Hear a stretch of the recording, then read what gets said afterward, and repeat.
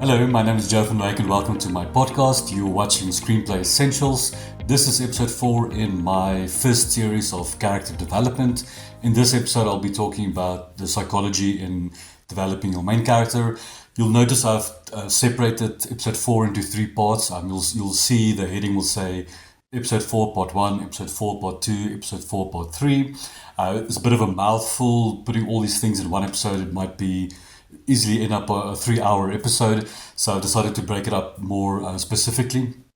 The first part will be more about the foundation components of figuring out the psychology of your character, whereas the second part is more about a case study, in-depth analysis of the real-world personality types of the Enneagram and the Myers-Briggs 16 personalities. And then episode 3 is just a psychoanalysis case study that you can also apply to your developing a main character. Now, first of all, developing a personality for your main character or secondary characters and tertiary characters are extremely important because it brings them to life. It's like the icing on the cake. You need to build a cake first, but the icing on the cake is what lures the audience, what entertains the audience, what makes them alive.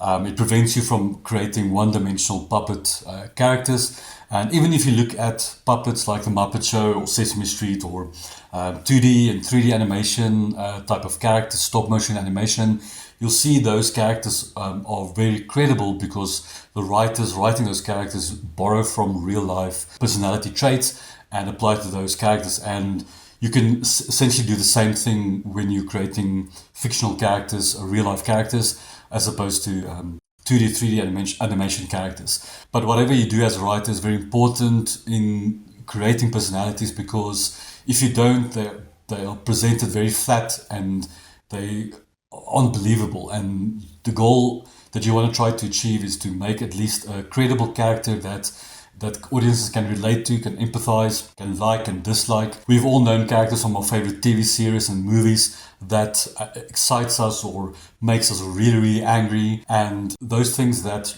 truly matters. Now, some writers would often see personalities as something that automatically evolves after they've written their first draft, second draft, third draft, fourth draft. And there's other writers who would specifically hone in and develop the building blocks of a main character's psyche so that it helps them navigate through the scenes, through the structures of the story, the cause and effect, how they deal with conflict, how they deal with other people, their dialogue. All those things are very important when discussing or thinking about personality and creating this psychology of a main character. Now, the first part I'd like to discuss with you is the Michael Hauge's Armature. It's something I've learned from reading his books, and I encourage you as a writer to pick up Michael Hauge's books. Whatever he's written is really, really intelligent screenwriting guru, and you can learn a lot from Michael Hauge. And he speaks about this sort of dynamics when building the psychology of your main character. And that is the wound, the armor, the essence, the lie that the character believes. So first of all, the wound is a very important, significant component in developing your main character. The wound is a psychological, traumatic component, something that occurred into that character's lives that shaped their worldview, their perspectives in life. We all, as human beings, have some sort of wound that we experienced when we were younger or as a young adult. Something I've noticed with regards to the wound, there's often 2 types of movies that's being made that addresses the wound. The wound can happen in present tense. For example, a character is experiencing the most traumatic and horrendous event in present tense, and the audience is watching that, and the audience is living the experiences with the main character in real life, in present tense. Where the other type of movie is the wound already occurred in the backstory of the main character long ago as a young adult, or teenager, or a kid, or a young adult, and that has an effect on their perspectives on life and what they're dealing at the moment. And often is the case where the conflict in that present tense at that moment is a reflection of that wound in a bigger scale. It may not be the main antagonist or the main threat or the main world problem, but the wound definitely comes back to bite the protagonist, so to speak. and it forces the main character to rip off that band-aid and faces the wound in order to change or improve themselves and to become a better person. If they reject all those things, the wound often is the thing that is the Achilles heel, the thing that defeats them or makes them a tragic figure. Then secondly, the armor of a character. The armor of the character is the identity of the character that they show to the world. It's often a false truth that they show to the world, and it's a result of the wound. The wound creates this cause and effect, and the effect is that armor that the character shows. We all have this in real life as well. When you meet someone that's intimidating, they may not be the intimidation or the abrasive self may not be their true self. It's often sometimes a defense mechanism. And what happens a lot of times in films, the ideology of scene building is that sometimes characters will penetrate another character's armor so that they can expose the vulnerabilities of the armor, or they can expose the character's flaws or fears, either to heal them or to hurt them. And that's often what other characters do in a movie, is that they try to penetrate the armor. And that armor can be an ideological stance where they put so much walls protecting themselves, so that when the cracks comes in and the whole thing crumbles, it's a violent change. It's often when a character tries to penetrate the character's ideology or belief system, that's the same thing where that armor is being cracked at like a pickaxe until all the little tiny cracks come together and it completely falls and breaks apart. And that makes a fantastic type of drama, because we can all relate to that thing in real life where your siblings or your friends or your co-workers or people that you don't like, your enemies in life, they would often do the same thing to you. And I'm fairly certain you and me have done the same thing with other people, that you to try to see what's beneath the facade, the mask. That armor is the thing that the character puts up, and we all have that. Every character has that. If a character doesn't have an armor, they are extremely naive, or they're very adolescent with it. You're dealing with a 12-year-old kid that hasn't experienced a lot of conflict or trauma in their lives, and they're still very raw and naive to the world, and they don't have an armor. That's where that type of innocence, personality trait comes from, is someone that doesn't have an armor. Then a character's essence is the true self, the something that's beneath that armor, that what they're really about. To put it in a negative perspective, if you think about a psychopath is someone that is innately evil and destructive. That identity that they show to the world is often a friendly, inviting, family type of facade that they show to the world, that armor, but underneath they are very sinister and evil. Dexter, for example, has that components, but luckily he has some sort of, he's got that moral guide that helps him through life, or that psyche that he developed through his father. But it's that component that helps him, but he's still someone who kills other people. And it can also be something that the character is trying to repress, that puts them into therapy, or that therapist often tries to unravel and get to the truth so that they can heal them. And it's a very important component to understand what your character is. For example, if your character is abrasive or very rude type of character, they might be a coward underneath that armor. That's something that they, because of their traumatic event or the wound that they experience, they are afraid of whatever entities of life, and they protect themselves from that type of exposure and harm from others. Then lastly, you get the lie that the character believes. If you remember that I spoke about the lie in episode 2, this is the belief system that the character believes, and also a result of the wound. The wound will create that world perspective of a main character. And often when a character believes a lie, is because they experience something that traumatically happened to them. Some lies are given by the situation or the circumstances, and other lies are caused by things that happened on people that they met in life that had a horrible and horrendous negative influence on them, so that they create a certain perspective. And with the armor and the lie, it creates a very powerful ideology that governs people. When you have a character with that type of makeup, you create a complex character and a very entertaining character. So you can see, using the Michael Hauge Armature, it really helps building depth into your character, makes them round. I take it a bit further. I've created my own armature that I utilize in my own process or methodology of developing your main character.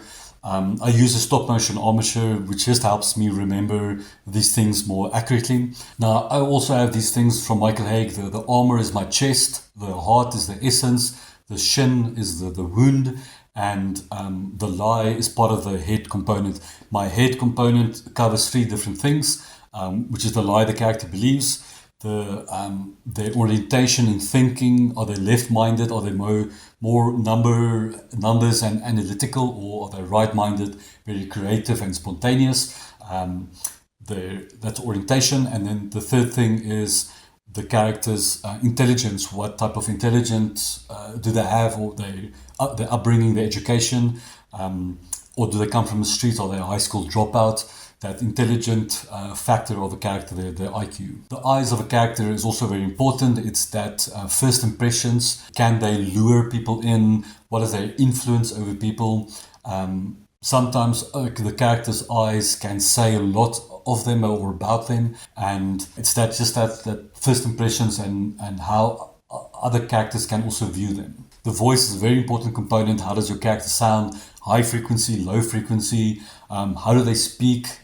Is there in some sort of imperfections, or do they have got problems with their speech patterns? Like The King's Speech is a very famous movie that character, that voice. And often thinking of how a character sound can be difficult, but going through all these physical and psychological components, it will definitely paint you a picture, and it will give you an idea of what a character sounds, and it can help you in that dialogue, when writing dialogue for your scenes, that how do they speak. If you remember Juno, there's a very famous movie about that character speaking in that modern day lingo slang that defines that character and who she is. Then the spine of a character, the spine is their behavior, their attitude, their mannerisms with other people, or the behavior throughout the story. I will discuss spines in a moment, but that's a very important component of this as well. Their right hand, what is their occupation in life? How do they see themselves in the career, in their workforce? Are they a different person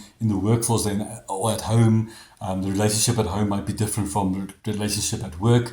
Do they work with their hands? Are they a laborer? Or do they work behind a desk as an administrative?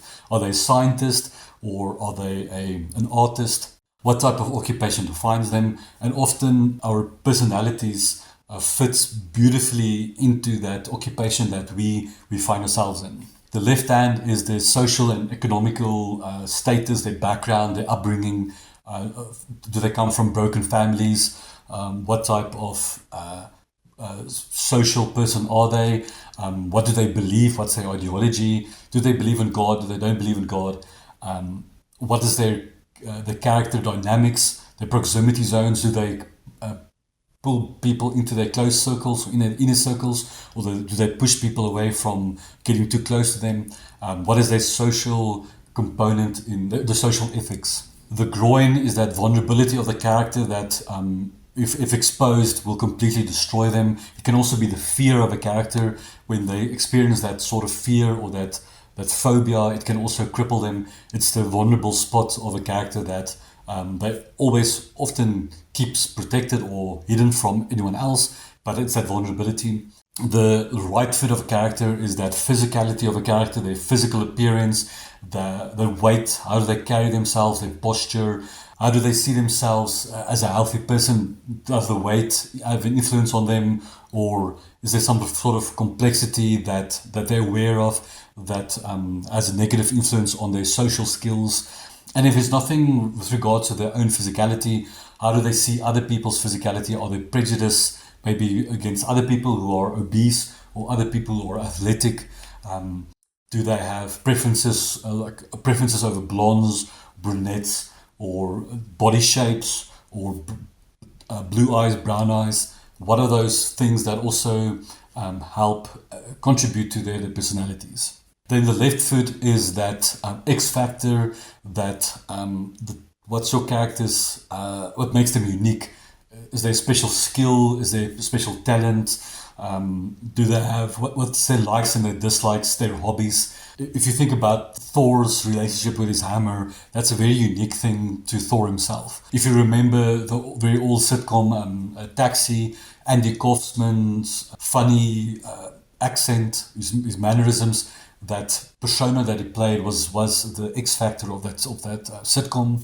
If you think about Joey in Friends, he has an abnormal love for food. When you see him eat and enjoy food, it can also be Chandler's sarcasm that he plays around with in the story is very unique to him. So you can see these physical and mental components is a way to create complexity in your own character. It's a the building up the foundations of your character and the makeup of your character. When you go through this exercise, you're basically doing it for yourself and your own characters and your own story. No one will necessarily ask for this when you're creating a character Bible, unless you're working with a very clever director, and that clever director is asking you, can you please give me a character Bible? Then you put all these components into a prose form where it's usually one page, but it can be 2 pages, a document that you give to the director, and the director have an understanding of how you build your characters, and they often give it to actors as well, and actors can see where the character has been born and what's the process in how they will develop, and how they can interpret them with their own interpretations when they read the script. But most of the times, this exercise is for you, and where you develop your main characters, your secondary characters. You don't have to go into so much depth. Sometimes you have a secondary character that just has an armor and an essence. I would say do all this extensive exercise with your protagonist and your antagonist, so that at least you have a strong complexity, strong depth into those main characters when you're writing a drama, for example. But if you're writing a comedy and you just want to be lighthearted with a few, maybe the wound and the armor and the essence, that's all that you need to do. You don't need to go into so much complexity. But the goal of this exercise in creating that character Bible is to make them alive, make them credible, connect with your audience, and so that the characters are believable. Now, next up, character spines. Now, don't confuse character spines with the armature that I've went through now. It's a completely different concept. Character spines has to do with a default behavior that they employ throughout the film.